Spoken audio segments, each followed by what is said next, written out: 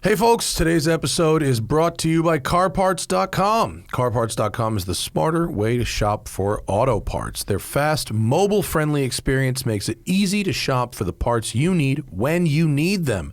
Just enter the year, make, and model of your vehicle, start shopping, and start saving. It is that simple. My car was in need of a couple things for a while. It needed some power steering hoses, a cup holder, which seems really necessary, and I was able to find the parts that I needed. They fit.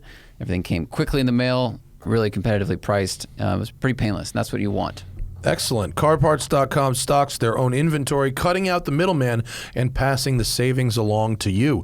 Whether you've been in a collision, whether you're working on your project car, or whether you just need to catch up on maintenance, visit CarParts.com/thesmokingtire for 10% off $100 or more on select brands. Get the right parts right now at CarParts.com. Maybe what you need is actually Valvoline. Valvoline Extended Protection Full Synthetic Motor Oil. They provide 50% better wear protection than industry standards and are 10 times stronger against oil breakdown. Valvoline Extended Protection is specifically formulated with dual defense additive technology, combining an innovative additive boosted with a fortified detergent system. You might not think that you're a severe driver, but you could be. Short trips, towing, extreme temperatures, turbocharged engines, heavy loads, and spirited drives put extra pressure on your engine. And people like Chris Forsberg, Rob Dahm, Freddie Hernandez, Speed Academy Gears and Gasoline, and more all trust Valvoline in their cars.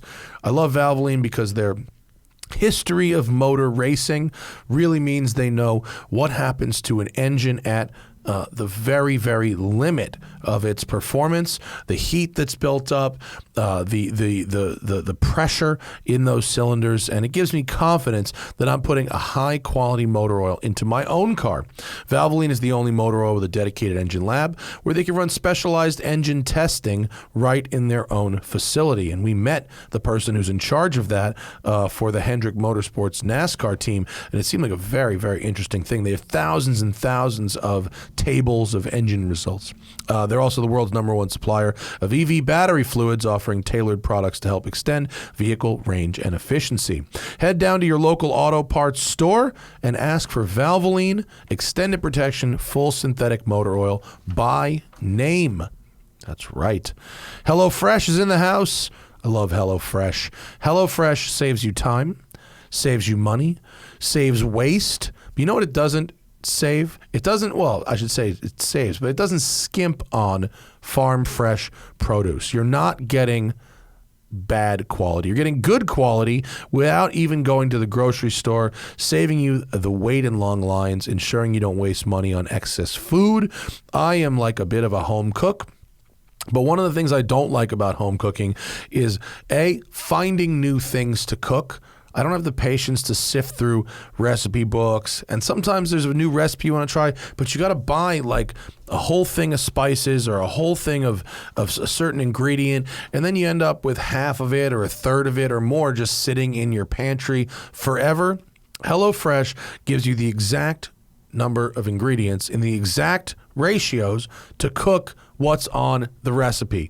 Recipes like beef tenderloin and cheese fondue or miso sesame shrimp and bacon ramen, yum. HelloFresh offers the flexibility you need to easily customize your order online or in the app, change your delivery day, your food preferences, your plan size, or skip a week whenever you need a change or whenever you're going out of town. You can customize your favorite dishes with their new Hello Custom offers by swapping out one protein or one side dish for another. You can upgrade for a more luxe experience or even add protein to an otherwise veggie meal. That means more choices, more variety, more meals truly tailored to you. The other thing I love about HelloFresh is I learn new recipes. There's stuff that I want to eat, but I might not go out of my way to go shopping for at the store, starting from scratch. scratch, but I know with HelloFresh, I'm going to have everything I need right there. I'm not going to have to search around ingredients. I know the recipe is going to be easy, and I know I'm never going to have to commit more than 30 or 40 minutes to that meal. They've even got quick and easy meals, including 20-minute recipes, low prep, and easy cleanup options, providing an even faster route to putting food on the table. It's up to 72% cheaper than a restaurant meal of the same quality, and save on average over $65 a month when you order HelloFresh instead of grocery shopping. That's money back in your pocket. There's 50 menu and market items to choose from every week. Vegetarians, fit and wholesome, family-friendly, and gourmet options with plenty of variety. So go to HelloFresh. Here's where it can get a little confusing. They don't make it easy with the codes, but trust me, it's worth it because you can get 16 free meals and 3 free gifts. Just go to HelloFresh.com/SmokingTire16 and then use code SmokingTire16. So you need to remember SmokingTire16 twice. HelloFresh.com/SmokingTire16 and then code SmokingTire16 for up to 16 free meals and 3 free gifts.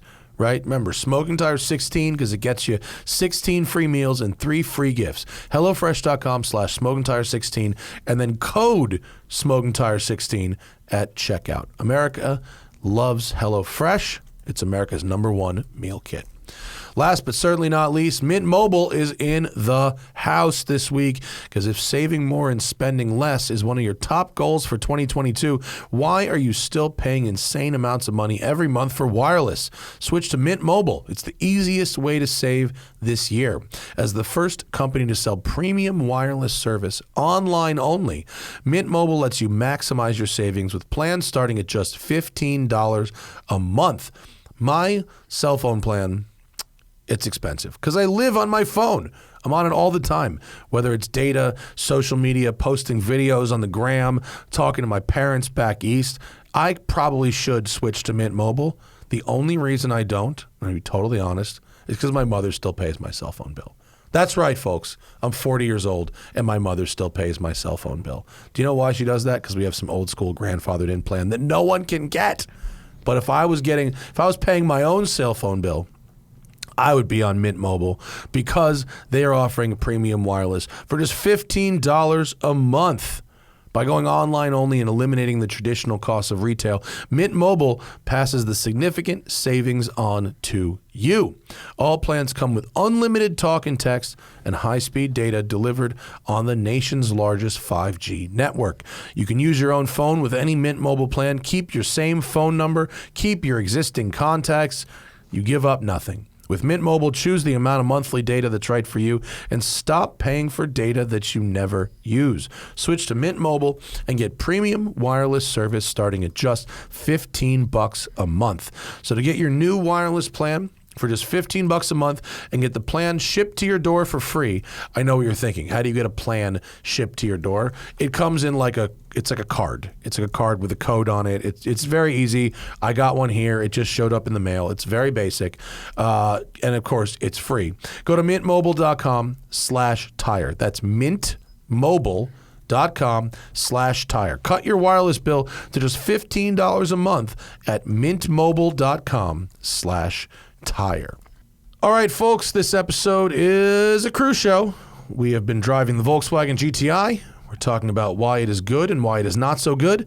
We've also been driving the new BMW M240i X-drive in a lovely shade of Thunder Night Metallic, which is going to be the name of a gladiator on the new American Gladiators. We're answering your questions. We're talking about, Zach, what else are we talking about? Bridgestone Winter Driving Academy. Right. How that was. Driving on snow and tires. Steamboat Springs. And we've got a lot of questions about a lot of different sports cars. Cruise show, standard protocol. It's the Smoking Tire Podcast. Slight correction from last show with Johnny. Ricky D would like us to know that he replaces second, third, fourth, and fifth gear. I didn't say fifth gear. Demand. In the Demand Spider, I'm getting a new fifth gear too. It's just first and sixth. Interesting. Should stay. Yeah. So is fifth? So sixth is still The miles per gallon highway gear. The highway gear is the Fifth same. is still accelerating gear. Yeah, and first is still first. Which is the top speed gear? Sixth. Okay. Yeah. So still sixth. Yeah. Wasn't first in that gearbox kind of long also, or is it more? Not like problematically long. The rest of the gears were the problem. rest of the gears were problematically long. Yeah. Yeah. And in the Sharkworks car I drove that had all 6 gears replaced, I didn't like that. First was too short, and six was way too short. Right. I don't want to be You driving. said you drove on the highway like 4,000 RPMs. 4,800 at 70. I was like, this is deafening loud. It was too much. It was too much. Even when your red line is 8,000. I went through so much gas. Yeah. like 2 fuel stops on the way. Hi, everybody. Welcome to our program today. It's nice to see you all again. It's me doing Johnny Depp doing Willy Wonka. Kind of. Not well. I'd have to watch him do it again to Just remember. like, you know. He was a weird kind of cartoon person. Yeah, that. Right? I mean, basically that. Yeah. He had it's like trying to talk while showing your top row of teeth constantly. Yeah, like you just killed someone. You're very sad. Yeah. But you don't want to show you're sad. Yeah. But you are. I'm sad on the inside, so I make myself like this on the outside. Like Vanna White, just like, Yeah. I wanted to be something more than this. Exactly. Some car things have happened this week that we did. We went to Steamboat Springs 2 weeks ago, but we couldn't talk about it for some reason. Right. They didn't want us to talk about it. Very strict embargo. Yeah, that other people didn't pay attention to. Yeah. There's no consequences for that, but but we elected to respect the embargo, and so we're not telling you about it until now, after the embargo. The folks at Bridgestone invited us out to Steamboat Springs for their ice driving program. It wasn't like, how do I say this? It wasn't that they didn't tell us, like it wasn't like a bait and switch per se, but I imagined like hucking cars sideways and rooster tails of snow. I imagined a rally school basically in snow. And that's not really what it was. It was more of a, here's how you don't crash your car on a snowy and icy road thing. Yeah. Which is very important. That's an important thing. And they teach a lot of like cops and ambulance drivers and firefighters and teenagers, and anyone who lives in a snowy climate can go and pay a few $100s and do their basic course. The reason they brought us up there, and they didn't say anything about this until we got there, was that they wanted to show off a new all-season tire. Mm-hmm. And so normally this school is exclusively run on Bridgestone Blizzaks, which is like sort of the sort of well-known winter tire. They're very good winter tires. They're pretty ubiquitous. You might not even know that the Blizzak is a Bridgestone.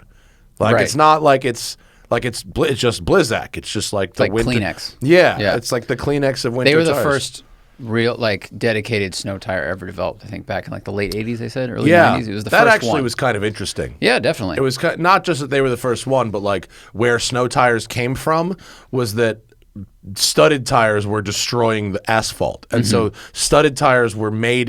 I never knew studded tires were legal. I never knew that they were like really used on the roads very much. But I had friends that had them in Colorado. They were allowed there, but this was in Japan. They made them illegal because they were damaging the road so quickly. So then Bridgestone developed, the Blizzak winter tire. Yeah. So that's that, and it has compounds that make it grippier on ice and snow, and it's quite good. It's really impressive. Yeah. It's really amazing what you can do in terms of acceleration, braking, turning, all of it. I mean, you have tons of control. Yeah, like the most fun thing we did was kind of run some laps of this course in Acura MDXs. I mean, that was awesome because that was fun. That has 11 turns, like a lot of camber changes. I mean, it was hard-packed snow. Yeah. And it was 4 degrees or whatever. So it was a road slippery. course. Yeah. It was small, it was cool. but it was a road course. Like it was like 1.2 miles or something like that road course. And even an MDX, like, it was pretty fun. Yeah. Totally. MDX is a pretty nice vehicle, actually. I don't know what Seats are so good. They were very so warm good. and comfortable. Yeah. Yeah, they were. It was a good vehicle. And the all-wheel drive system is pretty good, that SH all-wheel drive.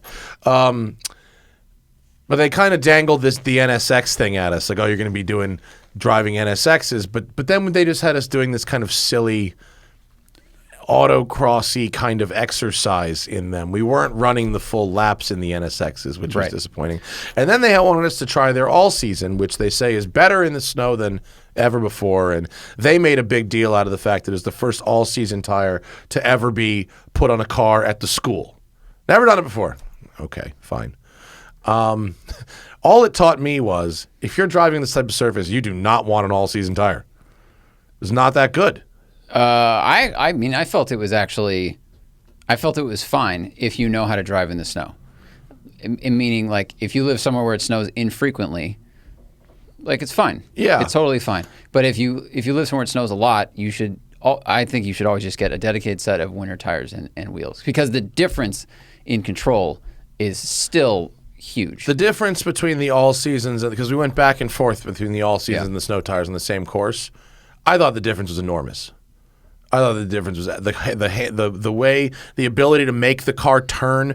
When you turn the wheel in the all seasons, it fucking went straight. Unless you were going really slow. Yeah, you had to slow down a lot. You couldn't you could never go, oh, this is my turn.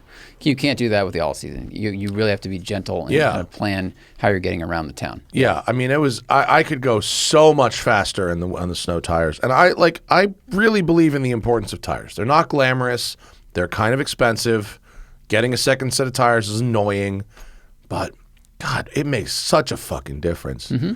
And I remember having put snow tires on my Audi S4, and even on dry tarmac, like cold dry tarmac, I had as much grip, I felt almost as much grip as I had with like summer tires in the summer, just when it's cold out, not snowing.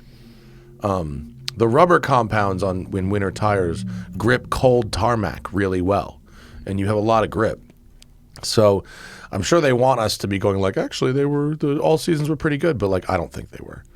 I thought they were fine, but I think it's, again, if you're driving the right way and if the snow is not too deep or not too icy, like, then it's not that big a deal. Yeah. Yeah. But like you said, I knew there was a difference between the two. I think I've driven on all seasons when I lived in Colorado when like I was slipping all over the place and peeling out all over the place, and like you really couldn't stop or turn. So this was way better than those memories.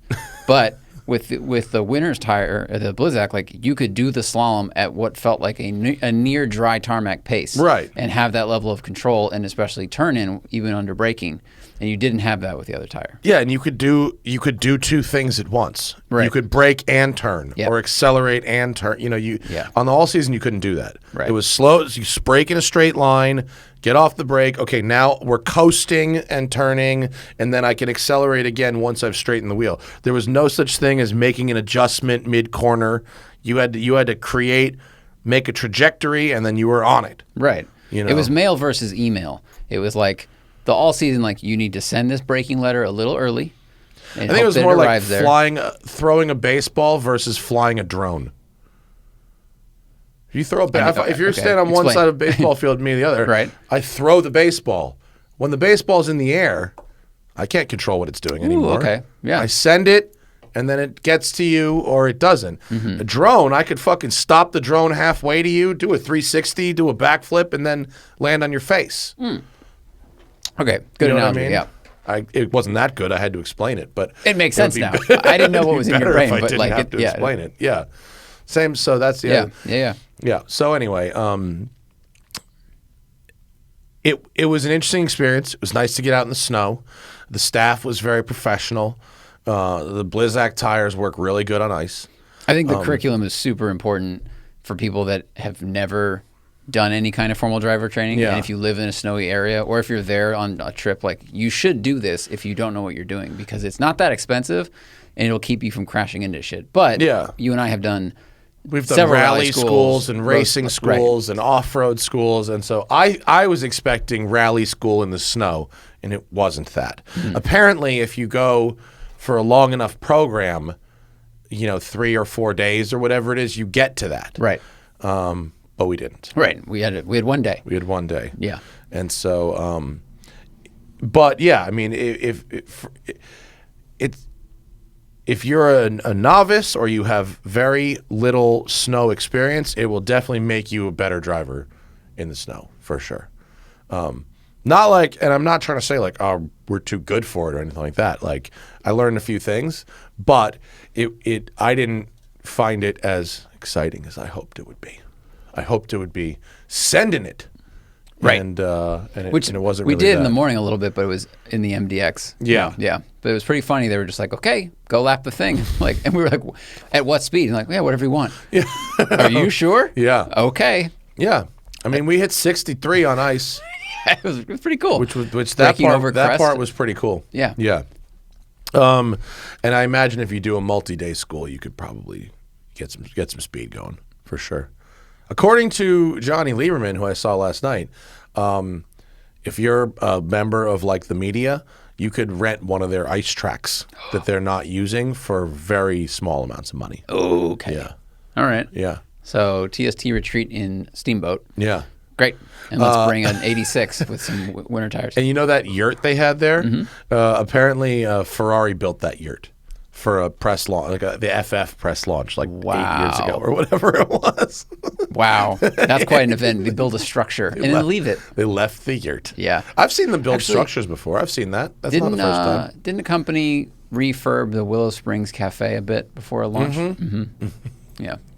I mean, Maserati and all them and Lamborghini brought structures to Willow Springs because they saw the cafe and they went, no. That's true. Yeah, they did. like these fancy trailer restaurants. Yeah, or if you ever see the hospitality. I mean, you've been to 24-hour races or Formula One race where the hospitality structures are ridiculous. Yeah. Audi in Monaco, Audi built like a 7,000 square foot, hospitality facility on a barge. On the fucking dock. Yeah, it was G. Wow, that's it was really fucking I like great. at Le Mans where they bring the like the aquariums, the big display things to sell stuff. There's like a whole car inside plexiglass lunchbox, and it's. I thought you meant like with fish. I was like, they bring no, fish to but Le Mans? it's like an aquarium, but it's like this one's got polo shirts in it, Oh, and then yeah. this one's got a car, and this one's like got display whatever. cases. Yeah, just Yeah, big yeah. display cases. But instead of like displaying a Coke, it's like here's displaying a new Mercedes, and then it goes away after 4 days. It's display and merchandising is a really interesting industry. Do people make money selling stuff?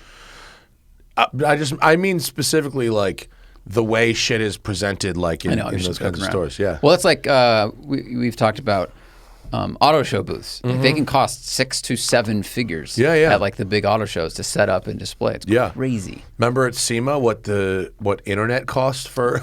Yeah. What was it? I think it was for 100 symmetrical, 100 up, 100 down. I think it was 20,000 for the week or 40,000 for the week. It was 40. Yeah, that's 40,000. what they wanted. And so us and Valvoline were like, we'll be fine with the lower one. Yeah. Which was not cheap, but it wasn't that. Yeah, which was still a couple $1,000s, wasn't it? I think it was a few $100. I think it was 8 or something, but it was fine. So funny.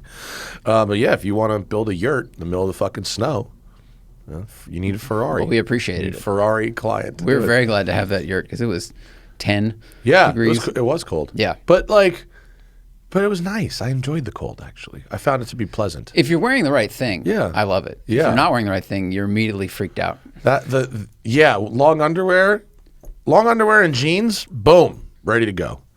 And Steamboat is a very charming little town. It's not Aspen. Yeah. Like, it's not nearly as snooty. It's like it's fucking cowboy shit. A lot of it, like, it's proper cowboy. Aspen's like fake cowboy shit. This is like real cowboy shit. It smelled like cow shit for most of the day. And I was like, wow, there's fucking cowboy shit around here, literally. Yeah, there's like real ranches and stuff. Yeah. Even though it wasn't ideal experience, but still, thank you to Bridgestone for bringing this out, and it reminded me why I like snow tires so much. I do. I very much like snow And if tires. anyone's if they're listening and they've driven just on like chains, you Yeah. have no idea what you're missing. No, Like, if you go to Steamboat for a week, go for a day. It's like a good break in the middle. Do 3 days of skiing and then do this and then go back. It's like it's not expensive. you know, and it's a fun skill that you can take with you. It's fun to learn and slide around in a safe environment where you're not going to crash into a bunch of shit. Yeah. In their cars. Yeah. Yeah. And I do like that Acura MDX actually. It's a nice. It was nice. It's a nice vehicle. Mm-hmm. Yeah. It's a bummer that the NSX has the same interior. You know, I mean that's why like the MDX is great. I mean, NSXs don't feel very big when you're wearing like a puffy jacket and a whole bunch of shit you're trying to get in. They don't feel big. I mean, even when we had one 6 months ago, like I was wearing T-shirts, but they still feel pretty intimate. Yeah. The difference is just when you look at the dash and the center console, it just seems so old and commonplace. We get Type S next week. NSX Unless they Type listen S. to this and they hear me, and then they'll say, "Never mind." NSX, it's got an outdated interior. What can we say? It's not like. But did we joke in the last show? Like, what if the Type S just has buttons instead of things? That's all they change. They get rid of the big knob. Yeah, yeah, that would be funny. So other things we've spent. Well, how much did we get into the real after with the GTI? We did 15 minutes bitching about the infotainment before we really hit the canyons. In the video? No. I mean, on the show, on this show. And then did we really talk about it? I don't think the dynamics. I don't think so, because we reviewed it and then we did the show with Travis and Kyle. If I was the chassis guy at Volkswagen, I would go find the infotainment guy and I'd punch him in the face and go, "You're really fucking making me look bad here. You're making me look bad over here." Yeah. Because that car drives really nice. I thought it was a nice what driving did I say? car. Don't haptic anything. Don't haptic anything. These fucking guys. Yeah, it's too bad. It's too bad that like I want to like it because I know not everybody in our comments on our Instagram, not everybody liked the looks, but I thought overall it was a generally attractive car. Yeah, I don't think it deviated too much from the last one or the one before that. Yeah. The changes with these are so small. It's like the headlight design a little bit. It's even smaller than everyone talks about the 911 being the same, but no one really spends much time on the fact that these are really the same. Very, very, very similar. I mean, there's not been a lot of change in the shape and of the GTI, but I thought it drove really good. I thought the weight of the steering was nice, especially compared to the last one, which had very light steering. I thought the diff at the front, the electronic diff, was really good. Yeah. At not getting too much torque steer or too much wheel hop or really feeling like it was killing stuff in order to get you out of the corner. It kind of had that invisible hand that I think McLaren and Porsche and other car companies have created, where the traction control is so nuanced that it can pull just a little bit of power so you get out of the corner without chopping it, where you feel it dive forward. You know, it's really good at that. Yeah, and I thought the dual clutch gearbox, because this one was a DCT, not a stick. Did you ask if the Golf R is going to be a stick? I did not. I hope the Golf R is a stick, so at least we get to try the stick in something. But I thought the DCT was really well programmed, and it's a little, if you just have it in comfort mode, it's a little at the bottom of the fucking, but you put a sport gearbox and it kind of gives you enough revs to smooth out a little bit, because it's not that smooth at the very bottom until you hit boost. What do you mean, shifting or? No, just like the end. I didn't really word that right. The engine it's clearly tuned for economy in the comfort setting. It shifts really early. It keeps the revs like under 2,500, which is not where this engine wants to be. Yeah. This engine gets happy in the 3s and the 4s when you're kind of getting some boost going. But really responsive with the paddles. I thought those worked really nicely. And it had a ton of like leg room and seat room, and it was well, like the driving position is really good. Ergonomically, car's very good. Yeah. And it was good at like, doing an hour or so up the highway.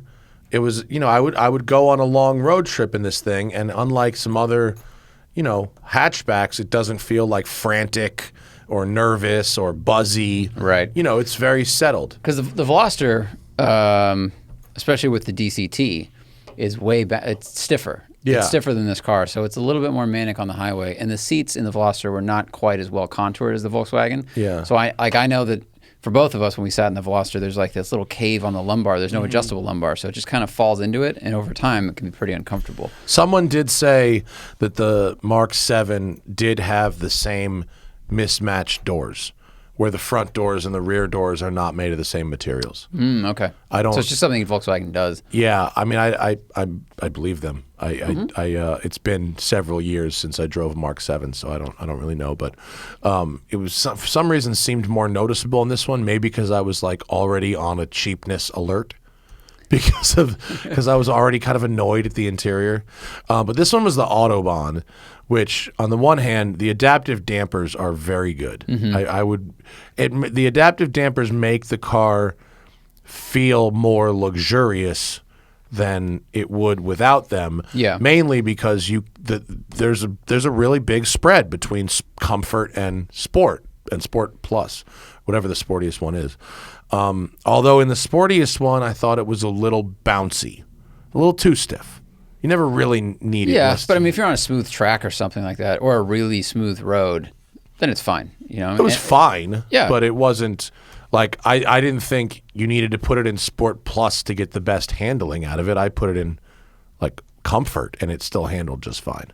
Yeah, I think the road we were on had enough tight corners and camber changes that I think you needed a little bit of compliance. And there's those little bumps underneath the tarmac that we've talked about. But if you were at like thermal or somewhere like a really freshly paved track, I think you could turn it all the way to stiff and it'd probably be good. What's cool is that you do get 10 stages of adjustability. So it's not just sport, it's not just binary where it's like comfort, sport, one button. Like you can go into that slider and really adjust it. So that's pretty rad. Yeah, you don't see that in many cars, even much, much more expensive cars where there's that many points of adjustment. Right. Yeah. It's not magnetic. It's just a traditional thing, I don't know. Actually, I'm not sure. shock. But they never called it magnetic. No, so it's not magnetic. Yeah. But that was like the adjustable shocks are probably the highlight of the car for me. Yeah, that was good. The engine's not that different than the last one. A little more torque and the engine's they got rid of some effective, unsprung weight, which is but good. it doesn't really sound like much. No, but it's a just 2-liter there. turbo.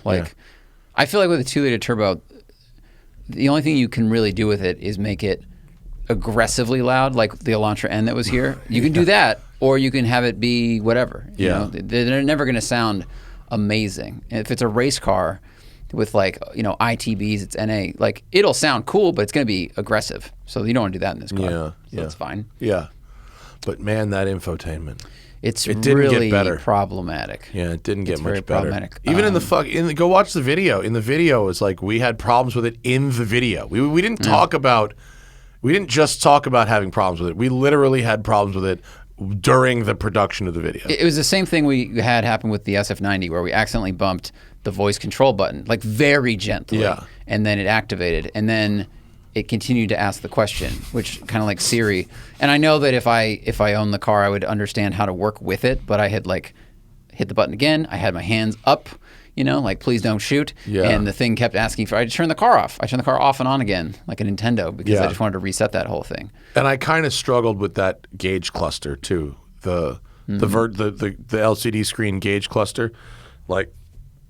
You can configure it in a bunch of ways, and I'm sure if I owned it, I would not have this. But I kind of got lost in it. Like I couldn't really figure out how to efficiently go from screen to screen without it becoming a problem and getting lost in the screens. Like at some point, my tack was gone. Yeah. I was like, I don't know how to get the tack back. Yeah. I can't. I'm pressing shit, and it's just kind of not doing it. A product rep DM'd me after he watched the video, and he did say that you can make a shortcut menu. You found this once by accident, where you pull down on the center screen. You swipe from top down, and that's where you found. You're like, oh, it's the auto stop start. Right. You can make that a shortcut I found that by menu. accident. So you can put the ESC in there or sport mode, but that's just one tiny thing. It's not that doesn't solve our general complaints, which are the capacitive haptic touch, and you're still putting these ESC buttons and other controls in the screen instead of just having a quick button. And it just takes your eyes off the road. That's what I really don't like about it. You do have to take your eyes off the road for a lot of things, and it just doesn't have to be that way. like other cars, like it's just not that way. And so it was a car I enjoyed driving, but I did not like using. I'm so surprised that other companies have tried this before, Honda, and the response from the media and from consumers was like so loud against the capacitive stuff that they put the volume knob back. Like they went back the other way. And then Volkswagen, like 5 years later, that after that Civic came out, they're like, no, we got it. Yeah. We're going to try this again. It doesn't make, I can't imagine how a German executive used that and went, yes, go for, I mean, according to Camisa, the guy responsible for that system was fired. Oh, that's right. It was a high up person too. And according to Camisa, it's very hard and it's a very big deal to fire someone like that. It's like not a small thing. I wonder when this program was set into development, because it may be one of those things like you can't turn this ship. Yeah. We've spent $1 billion on it and the suppliers are lined up and there's contracts and stuff, but you're just like, well, we're just fucked for 5 years or something like that, you know? We are going to sell this garbage. You're going to try. We cannot help but selling this garbage. And again, it's like the driving of the car is good. It drives fine. well. Drives and it has nice. some good improvements over the last one. But it's even like it has one of the most depressing launch control starts I think I've ever used. Yeah, that was really It does funny. 0 to 60 in like I want to say it's like high 4s, low 5s. I wrote it down. It's 0 to 60 in 5.1, which is not for a hatchback. That's an excellent number for a front-wheel drive hatchback. Like that's a good number, but when you hit launch control, it makes all the sounds and you get all the technical noises that you would get from like a McLaren, where it cuts the timing a little bit to manage a wheel spin and it slips the clutches a bit so you don't get wheel spin, so you get your optimum launch. But it is it just doesn't feel like the car is going anywhere. It's really not. I mean, we did 2 launches and it just doesn't move. Yeah. Because it's funny. I think it kind of highlights how hard it is to get a front-wheel drive car to launch hard. Yeah. Because with the McLaren, when it does that like, and it's pulling it, but as soon as it gets enough grip, it just goes. Yeah. And this knows if it dumps any power into the front wheels, it's just going to sit back and spin a bit. Yeah. So it pulls it for longer and longer and longer. And I mean, you like slowly rolled away, and then it kicked on and you started accelerating. It was very undramatic. It was a very, very sad launch. You do not want to do that leaving any kind of car meet to show off. Like, you do not. You will be embarrassed. People will think you just blew your clutch. Yes, they will. Yeah. Like, it's so sad. And like, obviously no one's buying a GTI to go drag racing. Like, that's not what a GTI is for. If that's what you've done, you've bought the wrong car. But I can't think of an instance where I've actually had a launch control feature that resulted in a slower launch than that. I think it's like I've driven plenty of cars that go slower, and maybe with like there might have been some manual the Fiesta ST was probably actually quicker, but still, it's not like you're holding launch control and then manually dumping a clutch. Mm-hmm. It's not like that. It's like it's so much slip. It is. I wonder. Sad state of affairs. I think we had it in sport mode. I wonder if we were in the different mode, or you have to do some weird trick with ESC, or is it just that's what it does? I did it both ways, and it's not like oh, we just weren't using it. It comes up on the screen, launch mode activated. Well, there you go. It lets you know you're in the right mode. You're doing it. You're doing the thing. It's just like, you don't need to put your drink down. You it's can like do it. it's like you that can do terrible this with a conversation latte. you don't want to hear, where someone would say, "Is it in?" Yes. And yeah. No, this is launch mode. Yeah. Oh. Yeah. I've definitely driven slower cars, but I don't know if I've ever done a slower launch. It was funny. Yeah, it was funny. And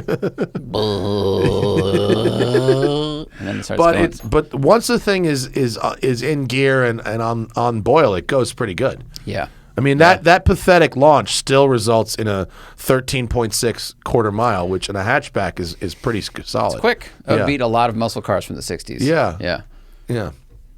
And it does not really it does, if you drive it properly, it doesn't understeer. No, it has doesn't. tons of grip at the front, rotates nicely. It does have brake vectoring, so it does brake the inside rear wheel. Yeah. And over time that will result in wearing out the rear brake pads faster than you expect them to. And after we were mobbing the canyon, there was definitely some smell from the rear brakes. They were working, but it works. It gets the thing through corners at pretty good speeds. Yeah, very well. Steering weight's nice. The rack speed was nice. Yeah. I wonder if you turn ESC off, if that would disable the brake vectoring, and that would spare the brakes a little bit. It might. I wouldn't do it. I would want it on for the really tight road like we've got. I don't think that would help us at all. But if I was on a track, I would probably, because you'd melt the rear brakes pretty fast if you were doing it at track pace. Yeah. Yeah. Then we got rid of that, and we got the BMW M240i X-drive in this really. It's a pretty cool color. Commenters on Instagram pretty divided on whether they like it or not. The color is called Thunder Night Metallic, which is, I mean, unless you're a porn-themed metal band, it's not a good What's your band name? Thunder Night. Thunder Night Metallic. You need a third word, Steve. You need a third word. Metallic. I need some hand sanitizer now. It's purple with flake in it. That's what it is. Yeah, it's a metallic purple. But there's then black accents. I don't think purple and black go together very well. Like, I don't think that those two colors really work together. And I'm colorblind. Like the mirrors are black. The mirrors and the inserts in the front grille, the lower part of the rear fascia is black. What color would you want them just body color? Body color, I think. Okay. Yeah, probably body color, especially at the rear. Go back to the rear photo. The rear, that lower part in black, I don't like with the purple. I don't really think it works. Gotcha. That's just me. Yeah. Other people thought this color was awesome. And actually, it is an interesting color. The dude on the street was like, that thing is awesome. Dude, that was so funny. I felt so... Just tell a story. Go ahead. When we're driving press cars, it's like, if someone compliments you on the car, or if they say something about the car, it's not your car. So this guy rolled up next to us, like, that's an awesome color. And I was like, yeah, it's interesting, right? And he goes, interesting. And then he looks forward and rolls his window up. Yeah. I swear, he shook his head and looked forward and rolled the window up. And like, I told Sarah that story, and she's like, don't yuck his yum. And so it's funny, but I understand your perspective, because we're used to this almost impartial judgment, because it's like, it's not ours. We're not like, yeah, I'm so stoked on it. Yeah. We're analyzing the car constantly. Yeah, yeah. And he just thought we owned it. So he was like, great car. And you were like, sort of. Yeah. He's like, what's this asshole in this car that kind of likes it? What the fuck world am I in? And he just rolled the window up. Yeah, yeah. That's what happens when you drive press cars. Yeah. You don't want to be like, thanks. You know what I mean? Like, even if he thinks you bought it, but you didn't know, you didn't buy it. You don't want to take credit. Sometimes I say thanks because I don't want to have whatever conversation comes next. Right. And that occasionally bites me in the ass too. Like with the Gunther Works in my garage last month, where I had to talk to the guy about a bunch of fake decisions I made in not in buying this car that I didn't buy.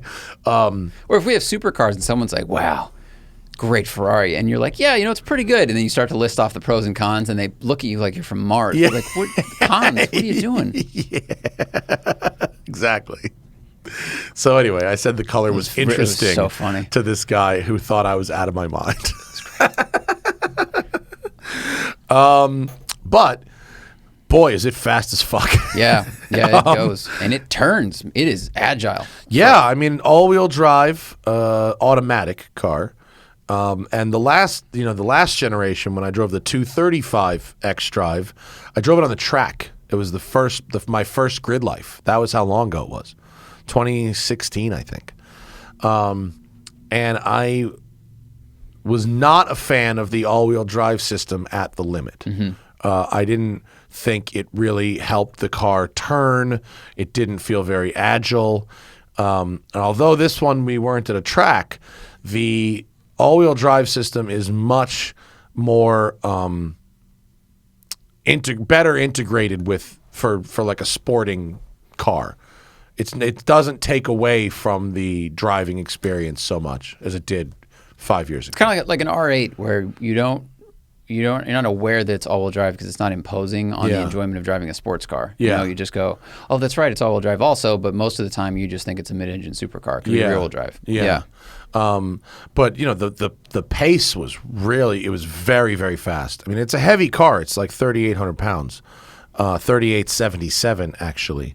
And we were talking about this today, but it to look at it and to get in it, I get the impression that it's substantially bigger than the last two series, but the numbers don't really say that. It is 3 inches longer, but it's a ½ inch narrower than the M2. It's the same height. It has 2 inches more wheelbase. And so the length in the wheelbase, I mean, 3 inches in a car doesn't sound like much, but it actually is kind of a bit in a car this small. And 2 inches of extra wheelbase, that's kind of a big one too. But even though it feels bigger in the cabin than the last M2, it's 4 less cubic feet of passenger volume, which is weird.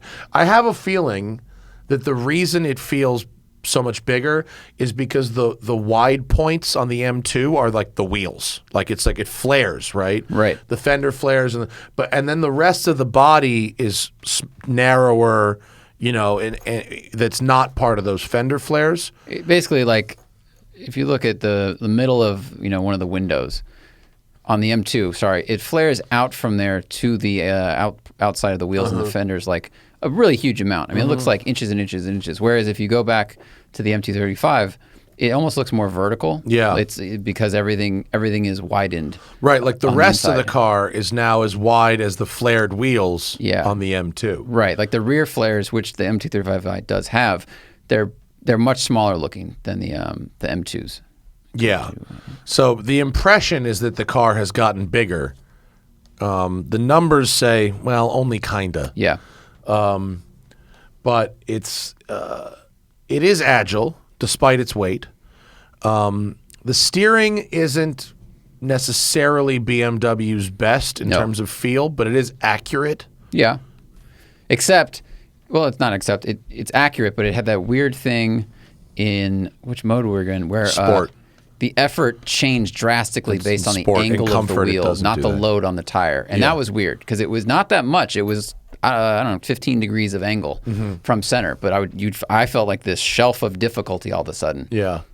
And it also felt like for 382 horsepower, 370 pound-feet of torque, you know, 0 to 60 in 3.6, quarter mile in 12.1. It's fast. Yeah. That's a fast car, especially for $58,000. It didn't quite have enough brakes. The brakes got kind of soft. They didn't really have the real bite that I kind of wanted. I mean, they were fine. They weren't like horrible, but they weren't really. I mean, it's not an M car. I get it. It's not an M car. Yeah, they got to pull some punches out of there for that. Yeah. But the M2, when the next M2 comes out, I expect much bigger brakes with a much harder bite. It did have PS4S tires, which is good, and the programming of the automatic gearbox was mostly very good. Mm-hmm. That 3.2 downshift wasn't quite as snappy as I wanted, and it wanted a little more cushion at the top of the power band, like the Volkswagen would give you the gear. If you had 1 RPM to spare, it would give you the gear. I liked that. This one, you needed like a 200 RPM, 300 RPM cushion at the top before it would give you the gear Before down. You go down, yeah.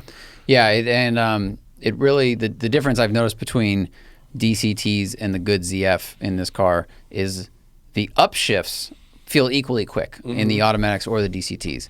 The downshifts, like you said, are lazier. So it's like they delay that. I mean, the Corvette's automatic, like, oh, wait, no, it's a That's DCT a dual now clutch. too. Yeah, Yeah, so it's like a the dual clutch. downshifts feel equally quick as the upshifts. Yeah. The downshifts on these DCTs don't, or sorry, on the automatics don't. Yeah. None of them really do. I mean, there's really not. there's not any torque converter based automatic that really rips off downshifts like a dual clutch does. And most of the buyers that are getting into these don't care, and they're not going to test it. It accelerates quick. That gets the numbers. That gets the headlines. That's what people get excited about. The car is really quick and I think really versatile. It has a lot of abilities. These are just the little nuanced problems that it. I would love to try one on BlizzX. Oh yeah, dude. That would be, if BMW would like to give us one and budget a set of BlizzX, I would go to the Bridgestone thing and rent a snow course for the day. That'd be so fun. It would be really, really fun. That'd be a really fun way to test the all-wheel drive. Like, I don't know what ratio front to rear is on this, like in terms of torque. I couldn't find that spec, but that'd be a fun test. I think it feels rear biased though.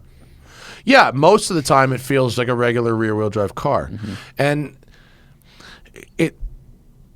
it's not that it doesn't feel quite as heavy as the number suggests. 3877. It's 316 pounds heavier than an M2 competition, which is a lot. Yeah. Of course, the automatic gear, it's or 275 pounds heavier than an M3 or M2 with a DCT. So it's a lot. I mean, that's a bunch. That's a me plus a few. Yeah. But it still is pretty agile and you know, for an everyday car that you go up in the canyons once in a while, maybe you do a track day or two a year. It's totally decent at that. Yeah, and it rides really nice. That was actually probably the best part. The highway ride was excellent. Yeah. Yeah, adaptive suspension, comfort mode. Even in sport mode, the ride was still pretty good. Yeah. Yeah, it wasn't bouncy. It wasn't too stiff. Really maintains an excellent contact patch over undulating pavement. It feels really, really sure-footed. It's quiet inside. I mean, driving a car like that, it's hard for me to find the case to jump to a 4 Series unless you just want to show off that you can afford a 4 Series. Because one, this doesn't have the ugly face that the 4 does with the big teeth. Is a real problem. I mean, the passenger room in the front, I felt like was more than adequate. Like you and I, our shoulders were quite far apart. It felt like we were sitting in the M4 again, that white one when we drove that together. It's got a decent sized trunk. It's got all-wheel drive. It's got all the things. It's got the power. It's quick. It's just okay. Then why go for the 4 unless you just need to show that you can afford the 4? Yeah, and the 4 is big. Yeah, it's a big, and even this car is like, it's almost a little big. Like I want them to make a rear-wheel drive car now that goes under this one. You know, that slots under it. Yeah, like back to the 1 Series. I mean, look, we both have E46s. Like that is a great sized 2-door car. It really doesn't need to be much bigger than that. Yeah. Let me see. Can you look up the E46 M3 Dimensions? Let's compare this new 2 Series dimensionally to here you go. Let's see, what do we got there? Length 176. So this is 3 inch. The M240 is 3 inches longer. It is 2.4 inches wider. It is, what's the height? 54. It's an inch, 1.3 inches taller. So that's odd. It's those are numbers. What is it? How many inches wider? 2 inches wider. What did I say? You said 2 inches wider? Yeah. So those numbers. It's another thing where it doesn't sound like that much. And the wheelbase 107. I think it's 1. Oh wow, the wheelbase is only half an inch longer. So it's interesting because they don't sound like that much, right? 3 inches longer, 2.5 inches wider, a little bit inch and a half taller, and almost half an inch longer wheelbase. Doesn't sound like much, but cars, boats, planes, trains increase volumetrically. So when you increase all of those, it's probably adds up to like 105%. It's probably between 5 and 10% more interior space. volume. Yeah, more volume. Yeah. I mean, well, if you have an E46, like if you sit in that car, if you and I both sat in that car, I think our arms would nearly be touching because the center tunnel is much narrower than in this car. Yeah, yeah. Interesting to look at. But look, overall, I mean, for the amount of money they want for this car, which was $58,000 as tested, you get a lot. Yeah. You really do get a lot. You know, for your money here. It's fast and it's comfortable and it's versatile, and whether or not you like how it looks is up to you. I want to wait and see it in some other colors too, but can we pull up some other colors? Sure. This Thunder Night Metallic is really the only color. It's a 240i, Zach, not 235i. 240i. And add coupe to the coupe to the images, and let's see what colors look good on this thing. Actually, the gray. I mean, I hate to say it because I love a fun color, but add the year 2022. Yeah, these are old. Okay. It's giving us some old ones. The gray was good. Man, everyone's driving Thunder Night. That is the launch color. The blue. Oh, the blue's okay. That blue works all right with the black, yeah. The white looks okay with the black. Is that a silver? Is that a white? This looks like a light silver or a white. I'm not sure. The white's okay. Here, profile. Oh, it's a very small photo. Yeah, all we've really seen are we got purple, blue, and white. I want to see one in fucking black. Is that black right there? Go up. Yeah, that's Thunder Night. No, on the right. Is that Thunder Night also? Is that black? I think that's Thunder Night. Yeah, Really? the bottom half looks black. Yeah. First drive. I think in all black it would look pretty good, which is not necessarily a compliment to styling when you say something. I mean, I looks think the lower valence is pretty cool design. I like the power bulge in the hood. Someone said it looked gigantic. It's like, well, so do the E92s. The profile shape's pretty cool. Is this the Thunder Night? You know, one thing I don't like about this car, the steering wheel. I thought the M2's steering wheel was the last gen steering wheel that was on the M2 and it was on the last gen M3 is one of BMW's best steering wheels. With a nice small circle. Yeah. This steering wheel is not good by comparison. That is a great wheel. Yeah. But overall, honestly, a very nice car. Yeah. It is. I'm glad we got to have a week with that one. It is a very nice car. And we get the Golf R, when? To Monday? We get the Golf R on Monday. We get the NSX Type S next week. We get the CT4V Blackwing after that. Then we get the M5 CS. I'm driving the GT4 RS. And then we've got some Hyundais. We've got some Elantra N, Kona N coming up soon, right? Yeah, I want to see if they even offer black. They don't offer. Yes, they do. I said I wanted to see if Okay. Come on. We're gonna build one. Base price $48,550. Yeah, here we go. Black sapphire metallic. Yeah, see that that makes everything the same color, right? Yeah, it looks tough. It looks tough in black. What other colors can you get? We've got Melbourne red, Portimao, Melbourne red, mineral white, Brooklyn gray. What's up with the Brooklyn gray?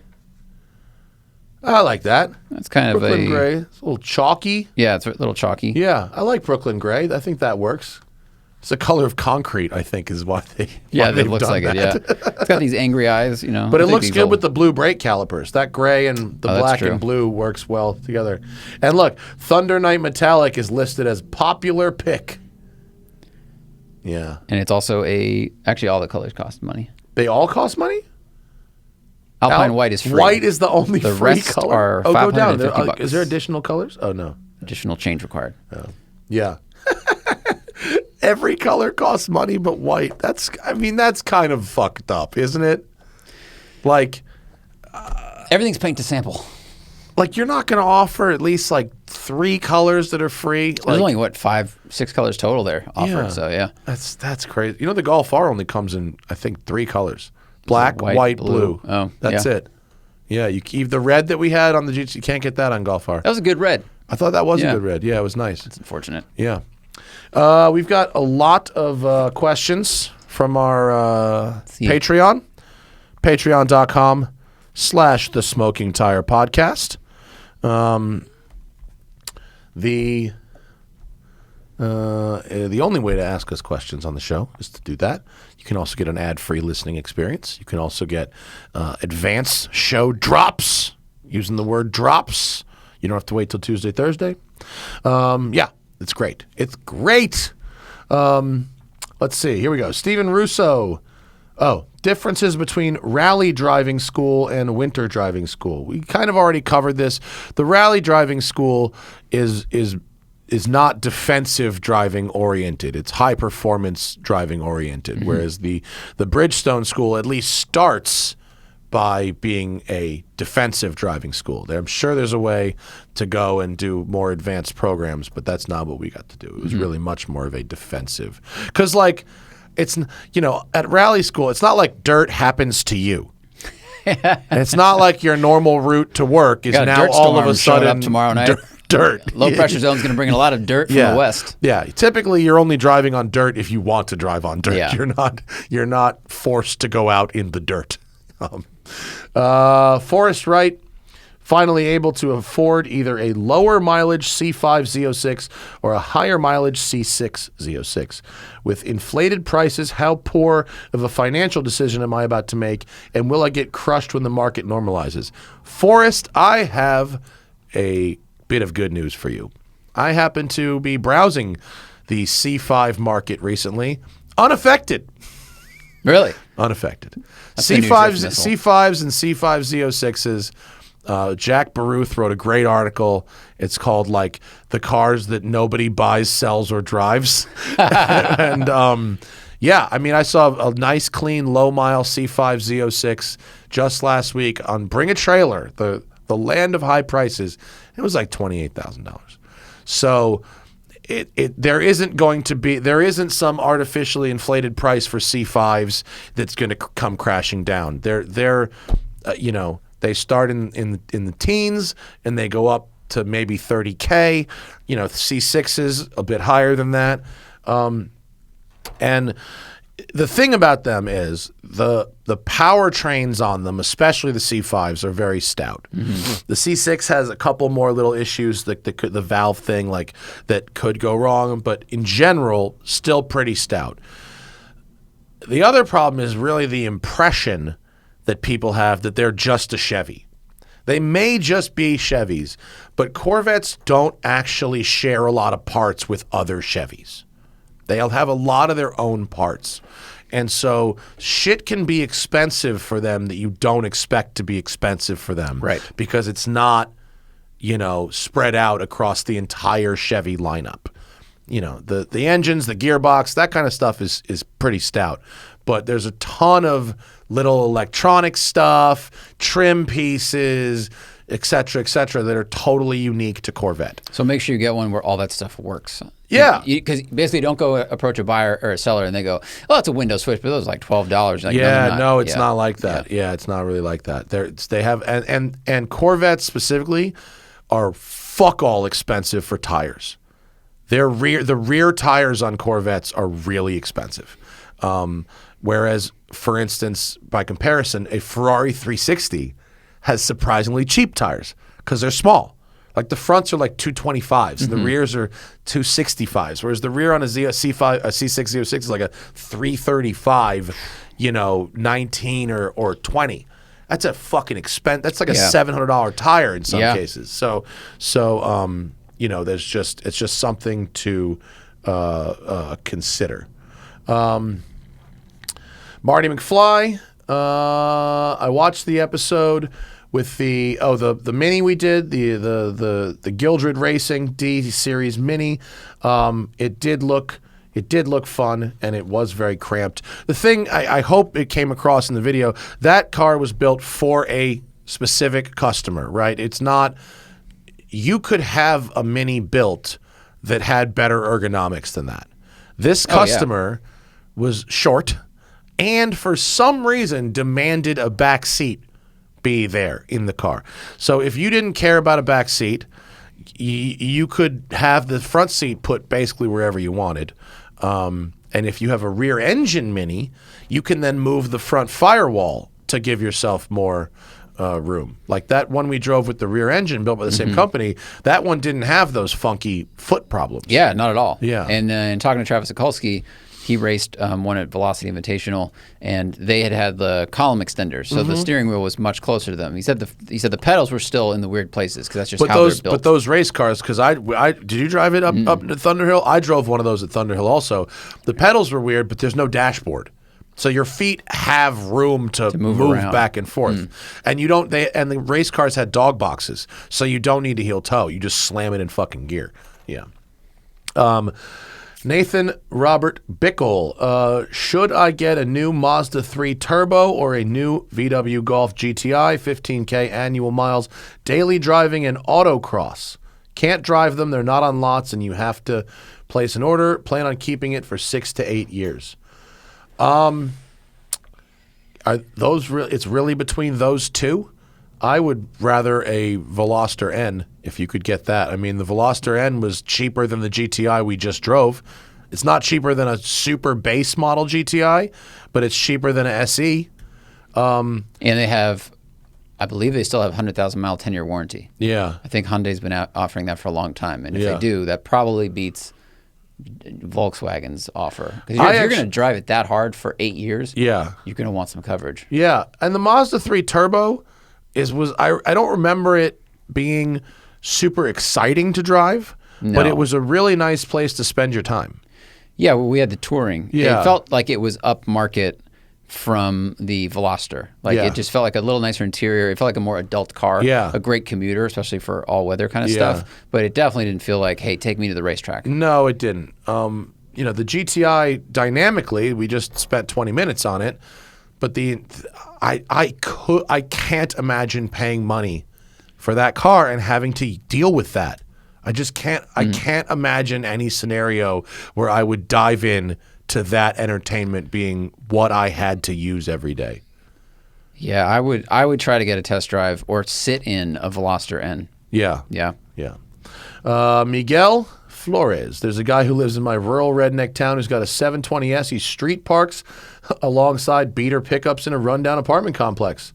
That rules. Good for him. Can you think of anything else like this where someone's balling with a 6-figure car in an unsuspecting living place? I mean, yeah, dude. I mean, in Los Angeles where we live, for a lot of people, your car is more important than your house. You know, your car goes with you. You spend a lot of time in it, in traffic, it's part of your outfit. You know, it could be part of your culture, it could be part of your identity.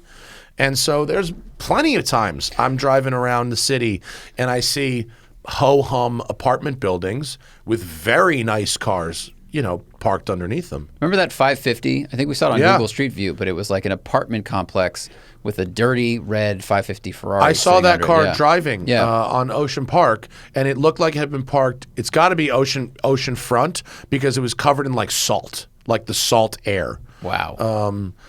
I mean, I do see stuff like that in Los Angeles. If you in a small redneck town, as you describe it, a McLaren is probably a very unusual sight. But I definitely see, 6-figure cars parked next to very, very average apartments here in LA for sure. And it's easier to lease a really nice car here than to buy a house. Yeah, real estate's so expensive. Yeah, and because the weather's nice. A lot of people aren't that concerned with parking their cars outside. Yeah. A lot of people who have garages here fill them with bicycles and surfboards and kids' toys and workbenches and whatever. And garages are only for cars for some people here. For other people, it's a shed. It's a storage shed for your stuff. So yeah, we see very expensive cars parked on the street and in front of average looking apartment buildings and houses all the time. Sean Gallagher, if you were strapped into the driver's seat of the first manned Mars rover, who would you want to have built it and why? Oh, for example, who would? Yeah, I'd want like Man or what's the Dakar truck people? The Dakar truck people. What's the other one? Like Iveco? IVECO? Yeah. Or Arctic trucks. Arctic trucks could do it. That's a pretty good one, especially with those tires. They could kind of go anywhere. I mean, I think if I could choose a tire, I would choose the weird metal tire that they're Oh, yeah. developing for the rovers that doesn't pop. Right. Because I don't want to get a flat in Mars and have to change that. Although there's less gravity, so you could probably like jack the car up a lot easier. Right. I think you want electric drivetrain for sure. Definitely electric drivetrain, and you'd want I'd want Gunther Works to build the interior. Oh. Okay, that's true. You know, this is a blank check situation. Blank checks. We're on Mars, bro. That's true. You think some carbon fiber from Orange County is the holdback? That's funny. Man. Yeah, you definitely would want. I'd want a Sherp powertrain, right? Sherp body. You could just get a Sherp, but really. Except you An need electric electric powertrain. Sherp would be pretty fucking cool, actually. With solar panels. Yeah. That you can deploy to charge the thing up. That would be pretty G. I think I would want all the interior systems, as many as possible, to be mechanical instead of electric. Like windows, locks, doors, all that stuff. I want those mechanical. built by Duesenberg. Yeah, or something like that. Well, there's locks. You know, Who the fuck? What are we locking on Mars for? You never know. We don't know what's over there, Matt. We don't know what's in those tunnels. Yeah. That could be fun, though. A fun one. Matt Cheseldine, are we at the point where cars are getting so heavy that their excessive mass can hurt others in a car accident? Yes. Yes, we are. We've been there. There was an article written very recently, not for a car magazine. It might have been for Vice or Curbed or one of those other type of magazines or publications that was talking about, just Americans' propensity for big trucks and big SUVs and how those vehicles are almost antisocial in their in how they can protect the people inside while doing an excessive amount of damage to whatever you might hit. Well, I remember when we were, I think I was like high school, as SUVs came into vogue, I remember my mom saying, oh, we should get an SUV. It's safer because you're taller, bigger, stronger. Mm-hmm. It's like, yes, but the thing you hit, mass, they get mass times velocity equals force. So that's the problem. So yeah, I mean, and now everything's getting even faster and even heavier. I mean, we're driving a 2-door coupe was 4,000 pounds. Yeah, basically. Yeah. It's absolutely correct, Matt. I mean, the cars are getting so heavy that they can really, really. I mean, look, if you're on a bicycle and you get hit by a 3,000-pound car versus a 4,000-pound car, it's going to be bad. But if you get hit by a giant, truck with a flat front end, where you're not rolling over the car and you're just getting impaled on the front of it, that kind of mass will really fuck you up. Yeah, for sure. Yeah, I mean, I agree. And we've talked, and I wrote a piece for the Intercooler about the antisocial nature of 7,000, 8,000, 9,000 pound EVs somehow saving the planet.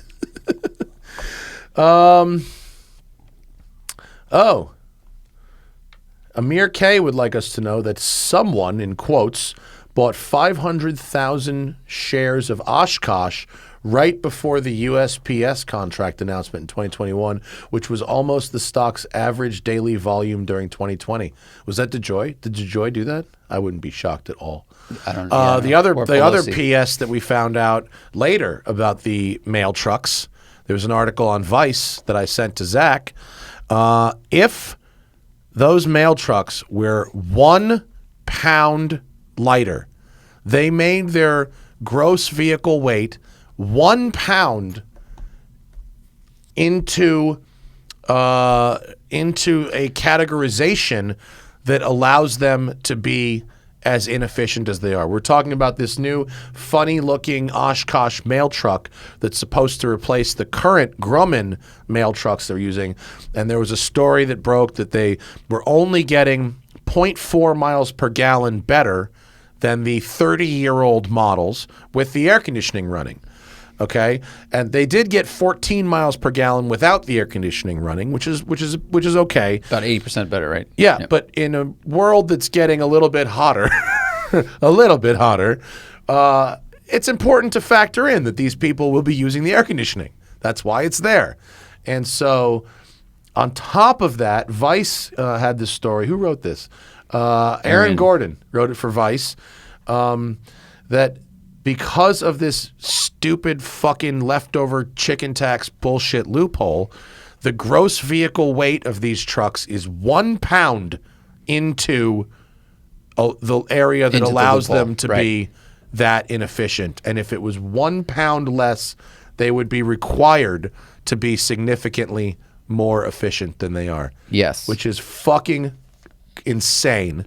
And there's no way that's accidental. I mean, not a chance. The director of the Sierra Club commented, her name is Catherine Garcia, and well, it's not a funny quote, but she just says, yeah, we suspect it was intentional. Yeah. Like it weighs whatever, and then they just add a pound of metal somewhere just to, push it over. Combined vehicle weight of 8,501 pounds. 8,501.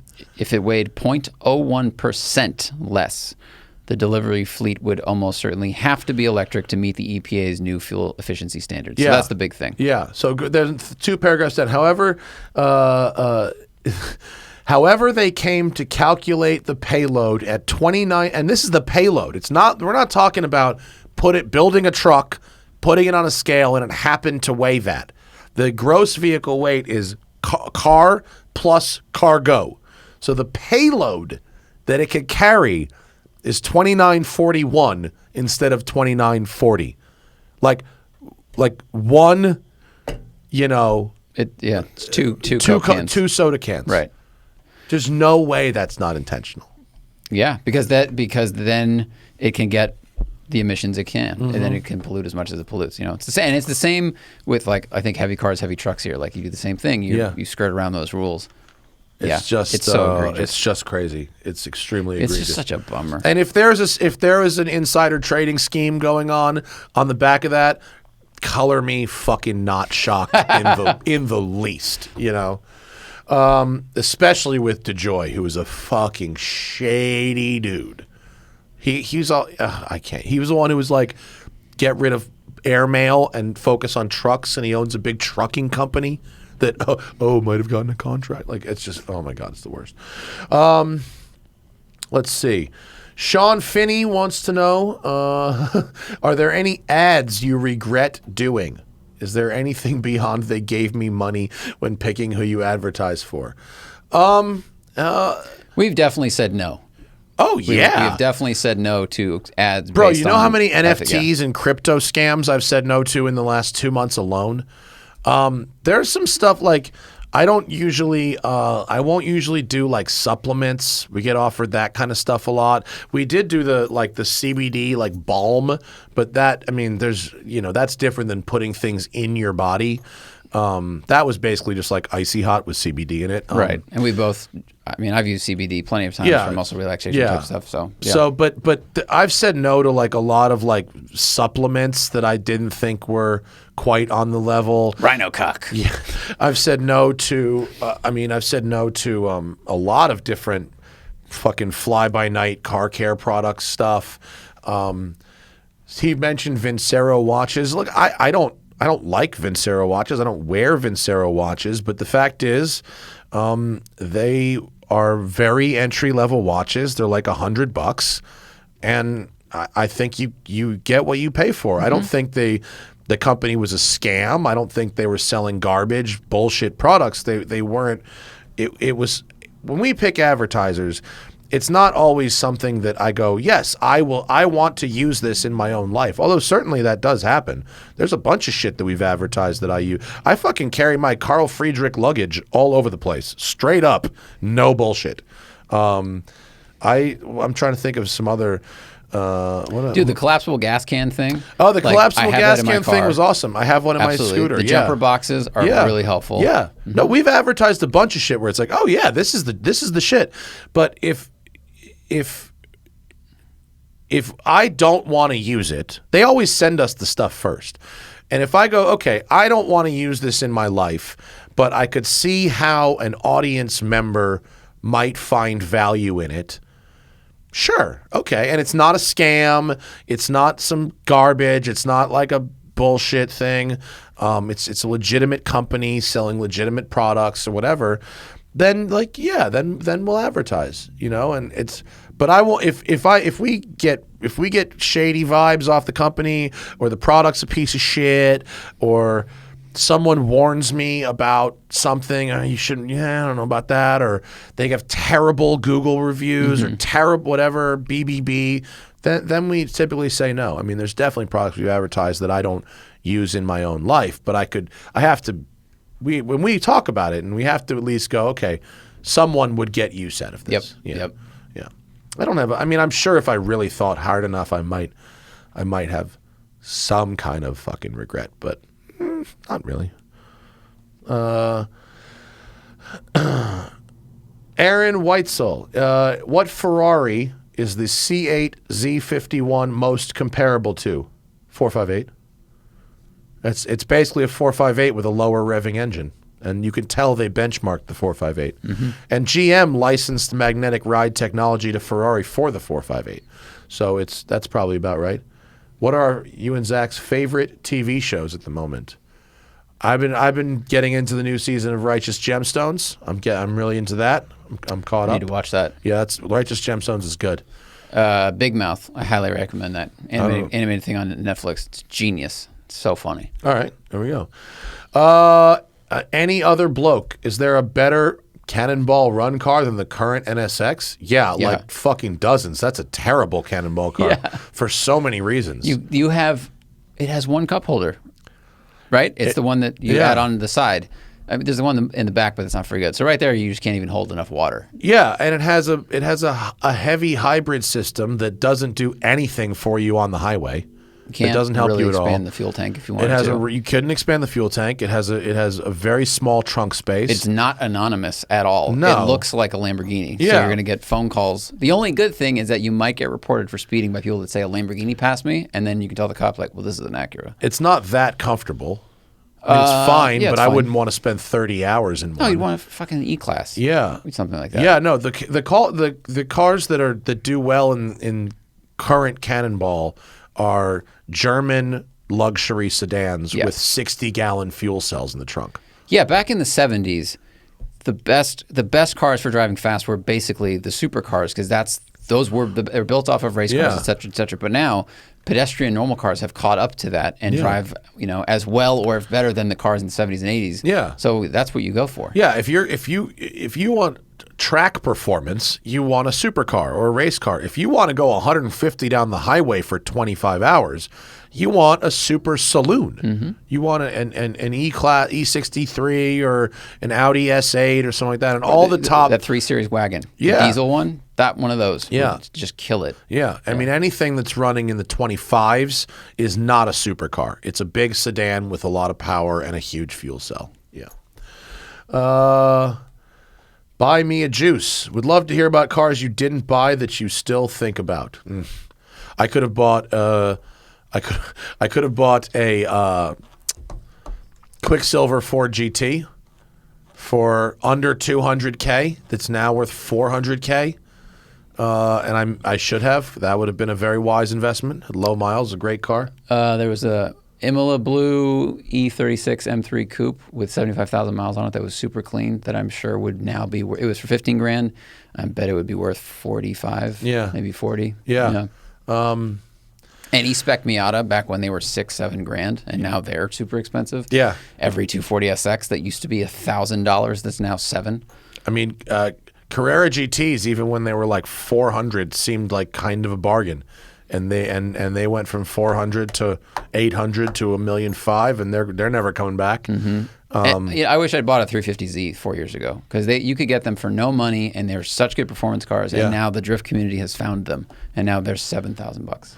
Ferrari 348s were $45,000 forever. What are they now? The good ones? A great like a 94? one, 80, 90. So basically 2X. Yeah. Everything. Wow. Yeah. But that's about it. Other than that, I'm very fortunate in that I'm able to find a way to pay for the things I want. Murray mentioned what looks worse, the new WRX in the cool orange or a first-year B9 Tribeca? Ooh. That B9 Tribeca was not good. Yeah. And it can't be fixed with a color. No. Where the WRX you get in black, it's okay. It's nothing special. But the B9 was really rough. Yeah, that was a bad-looking car. It wasn't good. Was it Niedermeyer who wrote the 2 words that got them really in a lot of trouble? I don't know. called it the flying vagina. I think it might have been Niedermeyer for Truth About Cars, but I'm not really sure. Whoever wrote it got in a fucking world of shit with Subaru. It looks like a Cayenne that got in an accident. It's terrible, terrible car. I mean, it's not a terrible car. It's a terrible looking car. I haven't really even seen one in a while. I think they've all been scrapped. Was it H6, right? It was a Boxer 6? I believe so, yeah. Yeah. H6. Yeah. Okay. That first gen H6 was not good. Right. They figured it out now, but it's not. Oh, do they still make it? I think so. I think you might be able to get it in one of the Outbacks. Yeah. Jake took our car modding advice, added pads, fluid, and stainless steel brake lines on the 2019 Mustang GT, along with Ford Performance suspension. This feels like a different car. Yep. That's excellent. Ford Performance has a great catalog for Mustangs. Yes. And the parts that you buy from them are pretty much factory grade as opposed to just from, not that other people don't make good components, but like, I've had stuff that went into my Mustang that was a brand I'd really heard of, and it turned out it was kind of junk. And so Ford Performance is a good place to go. Jordan Klein says, my wife and I are going to head up to the Audrain Concours this year. Good. I recommend it based on our trip to Newport last summer. Targeting a B&B between the Audrain Auto Museum and Tennis Hall of Fame area and the Cliff Walk area. Other tips and suggestions for a non-boat stay. I mean, you're in the right area. That Tennis Hall of Fame area is like the center of where things happen. That building is really cool. The Tennis Hall of Fame is a fucking dope building. You know, the Audrain Auto Week has a lot of stuff going on. On any given day, you can do 4 or 5 different activities. So I would say go to the Cars and Coffee at the Fort. I believe it's on Saturday. The gala was expensive to get into, but it was very fun. Lots of good restaurants. Definitely eat oysters. Is the move bringing a bicycle or some kind of transport? Dude, that like that bird scooter joint, that was the fucking move. If you are able to bring a bicycle or a bird scooter or something that will allow you to get around Newport without having to drive and park a car, do it. A bicycle would be great. It's like nothing is more than 3 miles. And so biking is really easy. There's not a lot of huge hills. The bird scooters worked out super, super well. It's a small town. It's very cool, though. If you can do some boating, that'd be really nice. But walk along. There's the path that goes along the cliff on the outside of the. I would hike that. That's really cool. We got a bunch left. What do we got here? We had some late showers, but we can save them. We'll see. We'll go for a little bit. Right? We got time. Prashan, do you think a front-engine all-wheel drive vehicle like the R35 could ever again become the absolute fastest track monster, or have mid-engine layouts become inexpensive enough that it's a requirement to be truly competitive? I mean, look what Corvette did. I think that's the writing's on the wall. And also, the R35 wasn't like the fastest thing in the world when it came out. Like, it was competing against really high-dollar fast stuff. Yeah. But like a 765 LT would wax an R35 GTR. Yeah. So, I mean, the way that the R35 did it was by really being the first with the dual clutch all-wheel drive torque vectoring combo. And that was kind of more important for carrying speed at that time than the weight being light, or you know, they managed to do a lot with a very heavy car at that time. Now they maximize the technology, and everyone else, I think, is caught up with that technology. Right. Yeah, the science now has, with the aerodynamics and yes, mid-engine performance and that kind of stuff. I think yes, it's unlikely that a front-engined all-wheel drive vehicle, I mean, would do it. I think all-wheel drive matters less now because of the downforce and the tires that we have to work with. I mean, just look at F1. All the cars are mid-engine. Yeah. And I know that's a really easy answer, but I think nowadays everyone has good wheel speed sensors, everyone has good traction control, everyone has good stability control, drift mode, et cetera, et cetera. So there's no way that a front-engine car would beat the best, absolute fastest mid-engine layout. Yeah, I mean, it's not front engine, it's front mid, but the AMG Black Series that's a front mid, and it was able to do it. So in its class, right? I mean, how would that do on Nürburgring against like 765 LT? It had a production car record. I don't know if 765 LT has ever been officially run. Ooh. I don't recall that it ever has. I don't know if there's been a factory. Is there a 765 LT Nürburgring time? Do we have? That's quarter mile. I don't know if we've got a 765 LT. Gotcha. Hockenheim, top 10 fastest ever Nürburgring times. Evo magazine. Let's see what we have here. When is this article from? September 30th, 2021. That's pretty recent. Okay, Porsche 919. Yeah, got it, obviously. Volkswagen IDR. These are race cars. Porsche 956. That goes back to 1983. March Engineering BMW. That's a race car. GT2 RS So that's Manti Racing. Yeah. McLaren P1 LM prototype. So the fastest McLaren is a P1 that did a 643 in 2017. 643. Which wow. AMG Black Series also 643. Wow. SVJ Aventador 644. The Nio EP9, that's an electric car, 645. I mean, I wouldn't be shocked if pretty soon we're going to really see electric cars that are really doing very well. I mean, yeah, of course. If it's only got to last one lap, yeah, it'll do it. Oh boy. Robert Adams wants a CT5 Blackwing. Would the driving dynamics be good enough to justify trading in an '08 base C6 Corvette and an '05 Porsche Carrera S to get it? Yeah, definitely. I would say so. Yeah. I would say it's faster. It's enough like the Corvette, but way faster to deliver that experience. And you can drive it all the time, Yeah. so you get to have the experience more frequently. And an '05 Carrera S, don't get me wrong, is a nice car, but I think if I had to choose whether to drive an '05 Carrera S around or a new fucking Blackwing, I'd go Blackwing, and I love Porsche. So, yeah. Daniel Berman, thoughts on the new Leica L1 and L2 watches. Leica is a maker of very high-end cameras. Camera nerds are into them. I don't really give a shit. I'm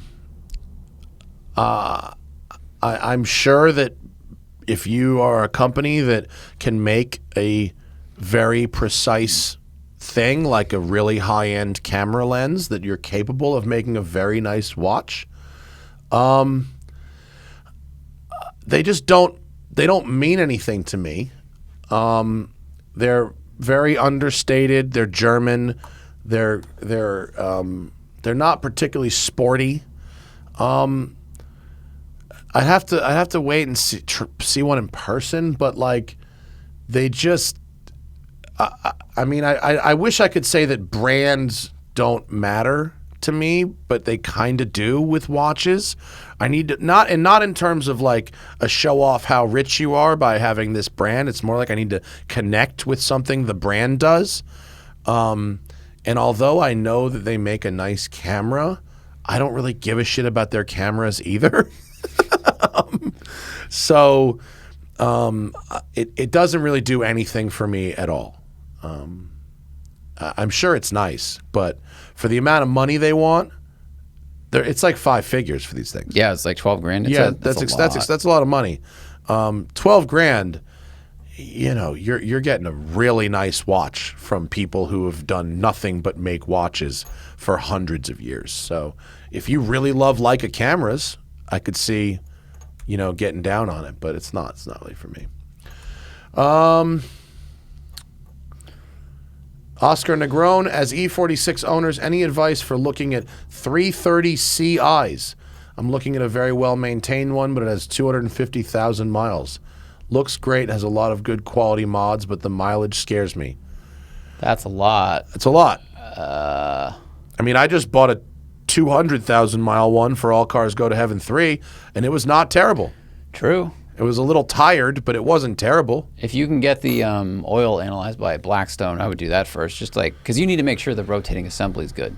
I mean, at 250,000 miles, everything is a wear item. I know, but everything. for $9,000, that's a lot. Right, that's a lot of money to spend. I paid $3,800. That's for mine. Yeah, like $9,000 is so much. It's a lot of money for something with that many miles. I think I would revisit what I'm looking for in a car.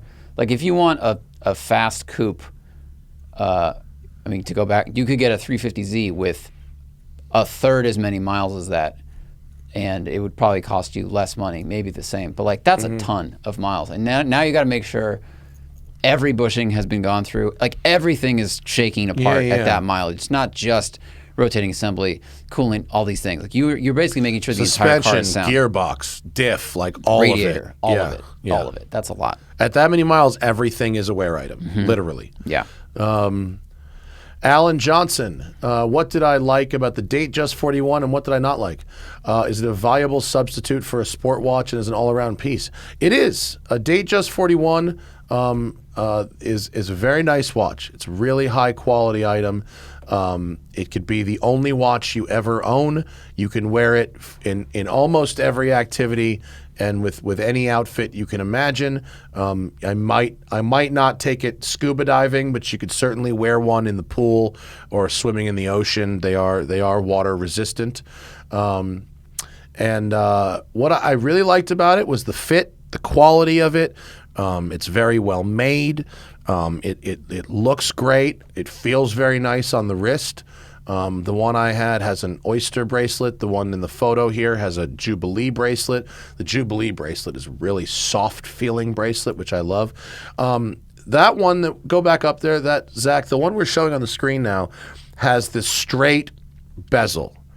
They also have what's called the fluted bezel. So if you scroll down, I'm sure we'll find a fluted bezel. Keep going. So there.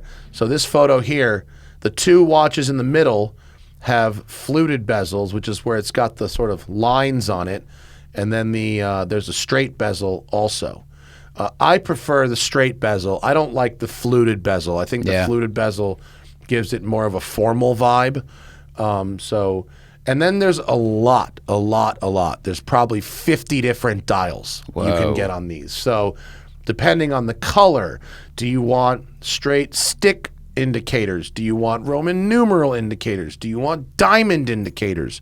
The one that I have, if you might have to scroll down for a while on the Instagram, on my Instagram.